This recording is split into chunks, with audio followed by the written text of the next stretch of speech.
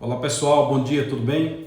Eu sou o Claudino Machado e estou aqui mais uma vez para tentar tirar a dúvida bíblica.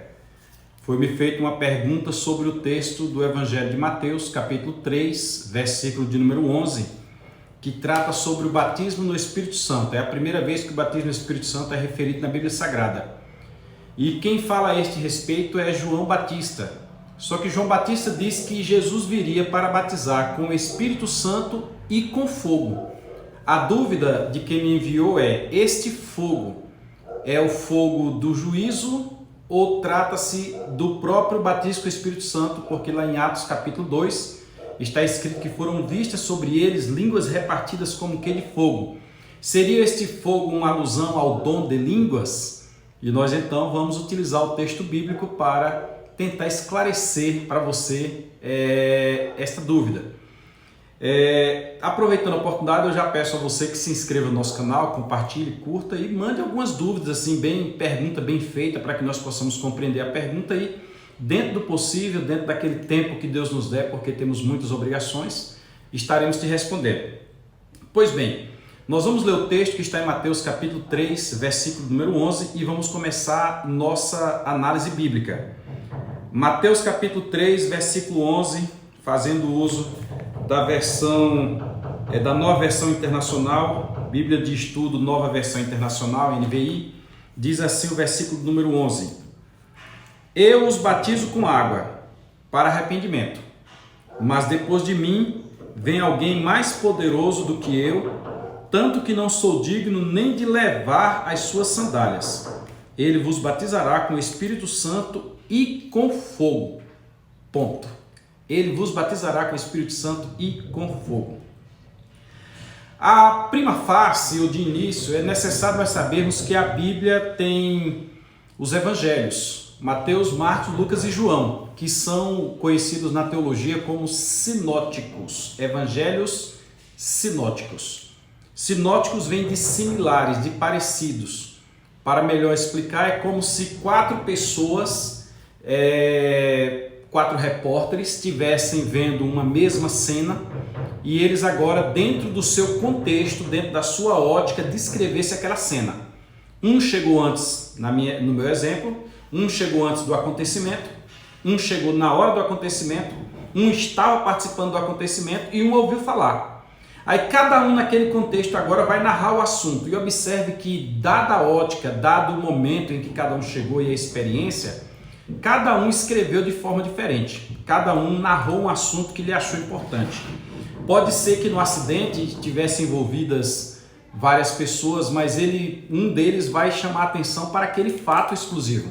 Aquilo ali me chamou a atenção. Ou o outro achou a intenção de fazer uma análise geral, de forma que os quatro evangelhos se completam. Nós temos os sinóticos, que são Mateus, Marcos e Lucas, e João é o quarto evangelho. Eu costumo dizer que é o evangelho do pingo no i. A gente analisa todos e acaba chegando, quando você lê João, que completa os quatro, você compreende. Pois bem, para nós compreendermos esse assunto e sabermos se este fogo que está em Mateus 3 e 11 é fogo do batismo com o Espírito Santo, do dom de línguas, ou se é um fogo de juízo, nós precisamos andar por três princípios da hermenêutica. A hermenêutica é a ciência da interpretação. Nós precisamos extrair do texto alguma coisa, fazer uma exegese do texto. Aí o texto mesmo vai falar conosco. Se você quer compreender a Bíblia, você tem que passar por esses três princípios. O primeiro princípio, ou quais são os três princípios? Os três princípios são o contexto, ou como alguém costuma dizer, a lei do contexto. Os textos paralelos, ou a lei do texto paralelo, e a visão do autor, a análise do autor, a lei do autor. São esses três contextos que nós vamos abordar. Vamos então ao primeiro, que é a lei do contexto. Nós precisamos analisar em que contexto o texto foi dito, porque uma coisa num contexto ela tem um significado. Se ela for aplicada em outro contexto, ela vai mudar totalmente o seu significado. Então vamos ver o contexto em que tudo está sendo dito e de repente, pelo próprio contexto, nós já temos a resposta, tá bom? Nós temos então que, para lermos o assunto, nós vamos ler a partir do versículo 1. Mas antes, eu estava aqui acompanhando na Bíblia palavra-chave da CPAD, esta é a Bíblia palavra-chave da CPAD, onde trata bem com os originais, e o texto aqui do capítulo 3 de Mateus, do versículo 11, ele traz uma novidade. Ele no final, onde fala do fogo, que é a última palavra, ele diz assim, ele vos batizará com o Espírito Santo e com fogo. Este com está em itálico, ele não está com a letra normal igual às outras, ele está itálico.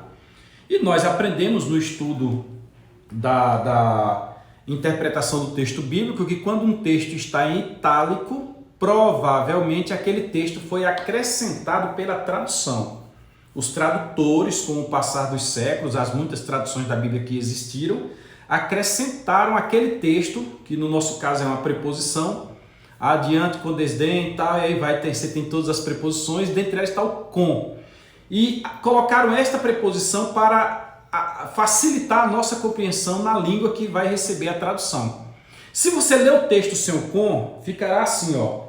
Ele vos batizará com o Espírito Santo e fogo. Uma outra questão aqui é que a tradução também casa no sentido, ele virá sobre vós com o Espírito Santo e fogo. Ó, já começou a dar um sentido ao texto. Ele vos batizará com o Espírito Santo e com fogo, ou ele virá sobre vós com o Espírito Santo e fogo. Está escrito lá em Atos dos Apóstolos que a virtude do Altíssimo os cobrirá. Então, virá com o Espírito Santo e fogo. Mas vamos começar aqui pela lei do contexto, para nós podermos entender em que sentido está sendo dito que ele vos batizará com o Espírito Santo e com fogo.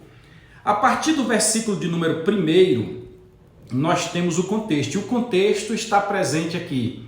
João Batista, que é quem está pronunciando a mensagem. João Batista está no deserto da Judéia, está à margem do Rio Jordão, e tem pessoas que estão ali com João Batista. Vamos ver o que foi dito a cada uma. Versículo de número 1. E naqueles dias apareceu João, o Batista, pregando no deserto da Judéia. O nome Batista ficou entre eles pelo fato da tradução. O tempo passou e para distinguir ele de João o Evangelista, então ele ficou sendo chamado de João o Batista. Pregando no deserto da Judéia e dizendo, versículo 2, arrependei-vos. Aqui na primeira palavra do sermão de João Batista nós temos a linha do que ele dirá, do que ele está dizendo lá no versículo 11. Ele está pregando o sermão de arrependimento. Arrependei-vos porque é chegado o reino dos céus. Então, vindo o reino dos céus, arrependam-se. E aí nós entraremos já no sermão do monte, mas não é o foco agora. Versículo de número, vamos pular do 2 para o versículo 5. E então iam ter com ele toda a Jerusalém, a cidade de Jerusalém, saía de Jerusalém e ia até a margem do Rio Jordão. Toda a Judéia, toda aquela região que envolve Jerusalém, ali as cidades próximas, iam ter com ele. E todas as províncias adjacentes ao Jordão. Todo mundo ali naquela região ia tudo ver com João Batista. Imagine a multidão que estava lá onde ele estava. E eram por ele batizados no Rio Jordão, confessando os seus pecados. Ou seja, primeiro confessava o pecado, na sequência João Batista levava eles ao Rio Jordão. Então nós temos que todas aquelas províncias, o povo daquela região estava lá. E nós temos o primeiro público-alvo de João Batista, que era o público que arrependia-se dos seus pecados. Estes que arrependiam-se, desciam as águas. Esses que arrependiam-se, humildemente confessavam seus pecados e eram por ele batizados no Rio Jordão. Vamos ao versículo de número 7. É onde está o tchan desta linha que vai do 1 ao 12. Vamos lá, do capítulo 3 de Mateus, versículo 7. E vendo ele muitos dos fariseus, observe, João Batista está com um público que está se arrependendo. De repente, os fariseus vêm até ele. Quando nós lemos em outras passagens, em Marcos, em João, em Lucas e em João, nós vemos que eles ouviram falar de João Batista e saíram da sinagoga e foram até lá para ver o que é que estava acontecendo, porque a notícia de João Batista corria e todo mundo tinha João Batista como um grande personagem. Nós sabemos lá pelo Evangelho de Mateus que João Batista é o enviado que vem adiante do Messias, é ele que vem endireitar o caminho do povo para se encontrar com o Senhor. Então eles estavam lá. Nesse texto de Mateus, Mateus não trabalha isso, Mateus não explica por que eles estavam lá, mas eles estavam lá como espectadores. Vamos voltar para o versículo 7 do capítulo 3 de Mateus. Ou seja, vamos mudar de um contexto para outro. E vendo muitos dos fariseus, João Batista, muitos dos fariseus e dos saduceus, aqui já é uma informação interessante. Saduceus são aqueles que não criam na ressurreição. Fariseus são aqueles que eram os melhores de tudo. Eles não eram rígidos num ponto, mas se achavam mais santos que os outros em outro. Vamos lá. Que vinham ao seu batismo, não vinham para ser batizado. Alguém interpreta que eles vinham para ser batizados. Não, mas vinham ao seu batismo. Vinham como espectadores, vinham para assistir o que estava acontecendo. Eu até consigo ver João Batista no Rio Jordão batizando, e eles lá em cima, todo mundo com as suas roupas pomposas, de braços cruzados, olhando aquela cena lá. O que é aquilo? Ele vai descer, desceu na água, E o batismo ali, gente, é algo que era novo, não era ainda comum, tanto que no Antigo Testamento não tem batismo. É uma prática que surgiu depois do cativeiro babilônico. Então, utilizava-se o batismo como um rito de passagem. Alguém vai entrar em alguma coisa e ele passar pelo batismo, porque o batismo era por imersão, por submersão ali. E quando ele mergulhava, ficava todo coberto d'água. É como se todo o corpo foi envolvido daquilo ali. Então, uma espécie de declaração pública. Era isso que estava acontecendo. Mas eles estavam lá como espectadores. Quem? Fariseus e saduceus. Continuamos no versículo 7. E dizia-lhes, eles vinham ao seu batismo e João Batista lhes dizia, vou ler de novo, versículo 7, e vendo ele muito dos fariseus e dos saduceus que vinham ao seu batismo, dizia-lhes, João Batista dizia para eles, raça de víboras, raça de cobra, quem vos ensinou a fugir da ira futura? Ou seja, traduzindo já, parafraseando, estes aqui estão se arrependendo. Estes aqui não reconhecem que não tem como fugir da ira. Estes aqui reconhecem os seus pecados. Mas por que vocês não fazem a mesma coisa? Quem foi que disse para vocês que vocês vão fugir da ira? Arrependimento e ira. Preste atenção. Arrependimento e ira. Quem não se arrepende passa pela ira. Esta é a interpretação do texto e nós estamos estudando à luz do contexto, a lei do contexto. Vamos para o versículo de número 8, do Mateus capítulo 3. Produzi, pois, frutos dignos de arrependimento. João Batista está botando o dedo para eles. Vocês não se arrependem? Produzam frutos dignos de arrependimento, porque vocês não vão se livrar da ira futura. Fruto de arrependimento. Fruto tem numa árvore. Árvore, fruto de arrependimento. Vamos lá, eles são comparados com uma árvore que não dá fruto. Na Bíblia nós temos isto muito, Jesus fez algumas referências a isso. Jesus disse que seu pai é o lavrador, que zela da árvore, mas aquela que não dá fruto, o machado está posto à raiz da árvore, ela é cortada e lançada no fogo.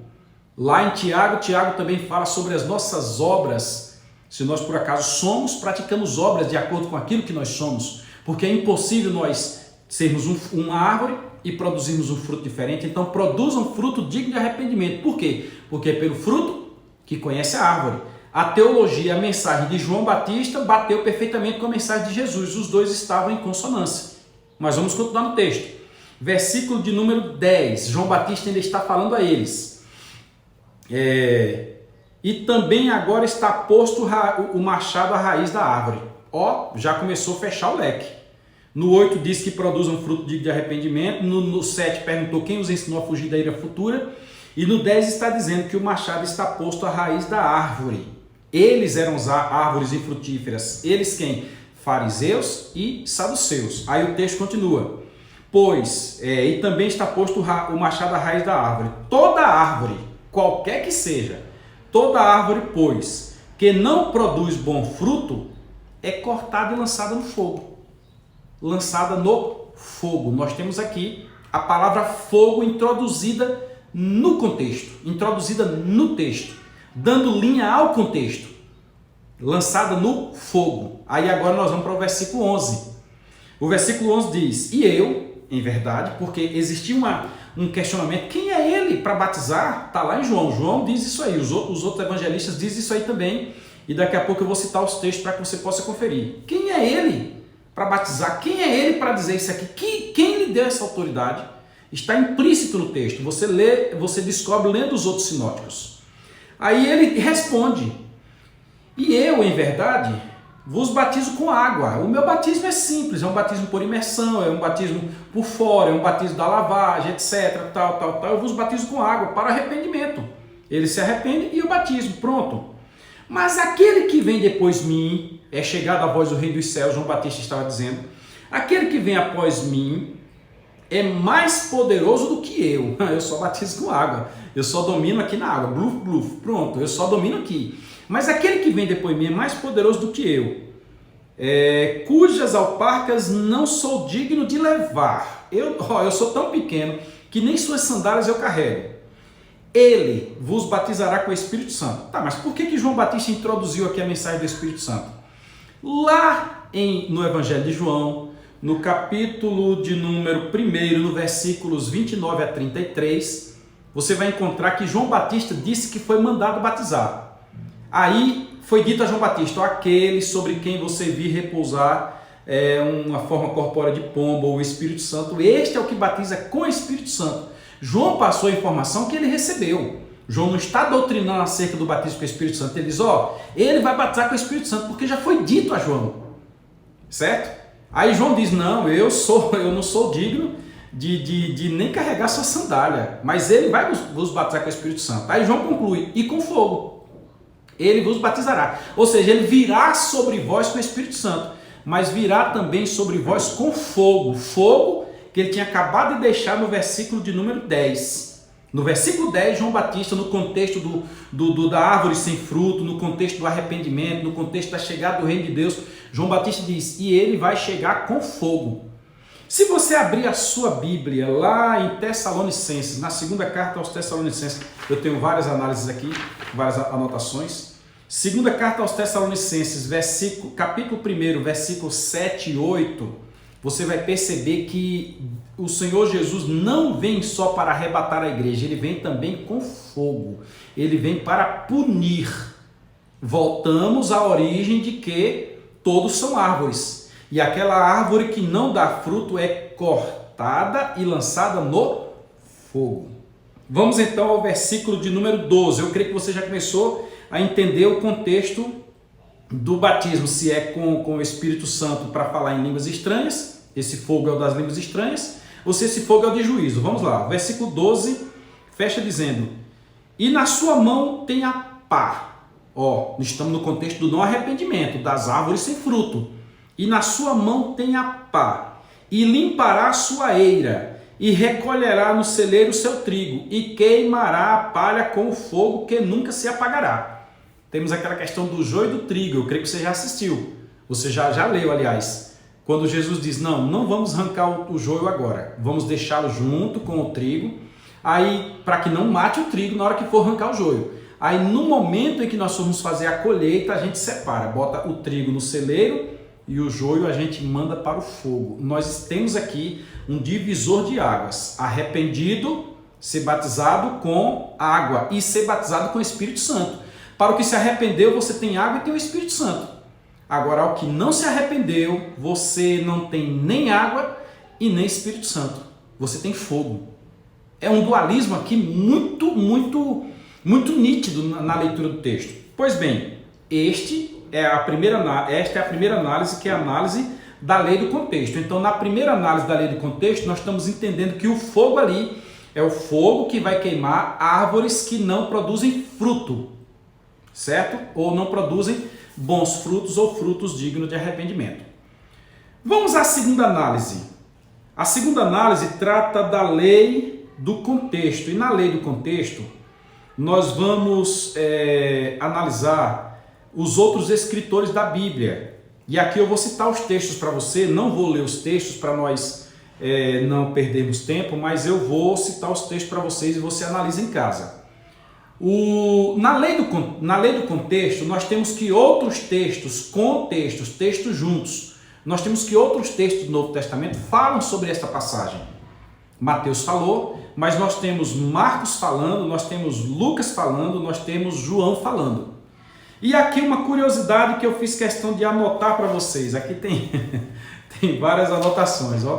Eu fiz questão de anotar para vocês aqui. A curiosidade é que quando você lê o texto de Mateus, capítulo 3, versículos de 1 a 12, você tem a expressão com fogo. Você tem o fogo presente. Quando você lê o texto de Marcos, capítulo 1, versículo de 4 a 8, você não tem o fogo. Você tem só o Espírito Santo e vos batizará com o Espírito Santo. Você não tem o fogo. Em Marcos não tem fogo. Preste atenção. Em Mateus tem fogo, em Marcos não tem o fogo. Quando você vai para Lucas, Lucas tem o fogo. Lucas fala do fogo. Lucas no texto lá ele se refere ao fogo. Lucas foi um escritor da Bíblia que fez uma pesquisa muito posterior, nos dias que Paulo já tinha encerrado a terceira viagem missionária. Aí Lucas faz uma pesquisa, tanto escreve o Evangelho como depois escreve o Atos dos Apóstolos. Crê-se que ele escreveu os Evangelhos quando Paulo estava preso em Cesareia e que escreveu o Atos dos Apóstolos quando Paulo estava na primeira prisão em Roma. Ele registra o fogo. Quando você vai para João, João não registra o fogo. Ué, mas qual é o problema aqui? O problema é que do mesmo jeito que não registra o fogo ou que registra o fogo, este fogo, presente ou não, está ligado com a presença dos fariseus e dos saduceus do texto. Olha que coisa interessante. Em Mateus, os fariseus e os saduceus estão presentes. Aí o fogo aparece, porque nós estamos falando de árvores que não dão bons frutos, e estas árvores que não dão bons frutos são lançadas no fogo, o fogo do juízo. Deus, como um lavrador, vem cuidar da sua vinha, vem cuidar das suas árvores, e aquela que não dá fruto, ele limpa, mas depois corta e lança no fogo. É o mesmo joio. Mas como os fariseus e os saduceus não estavam presentes, ou seja, Marcos, ao escrever, não achou interessante escrever sobre eles. Marcos deu ênfase aos arrependidos.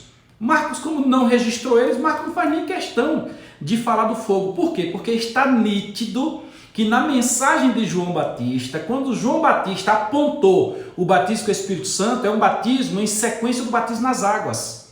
Aí você tem uma sequência: vocês se arrependem, vocês são batizados nas águas, e vocês são batizados no Espírito Santo. É uma sequência: arrependimento, batismo na água, batismo no Espírito Santo. Vitória, arrebatamento. É uma linha tênue que segue no sentido assim crescente. Do mesmo jeito, quando está presente fariseus e saduceus, é uma linha que vai para baixo. Não arrependimento. Aí você tem uma árvore infrutífera, você tem um lavrador cortando essa árvore e essa árvore lançada no fogo, ou seja, condenação. É simples. Aí quando você vai para Lucas, Lucas está na mesma linha de Mateus, e você vai para João, João está na mesma linha de Marcos, ou seja, Mateus e Lucas, vou explicar melhor, falam tanto daqueles que se arrependem e vão para cima, como daqueles que não se arrependem e vão lançados no fogo, passarão pelo fogo do juízo. Aí quando você vai para Marcos e João, falam somente daqueles que se arrependem e vão num sentido crescente, não fala do fogo.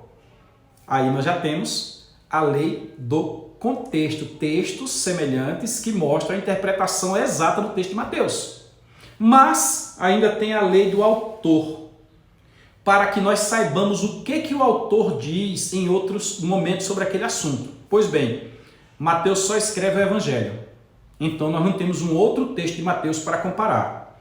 Marcos só escreve o Evangelho. Nós não temos outro texto de Marcos para comparar.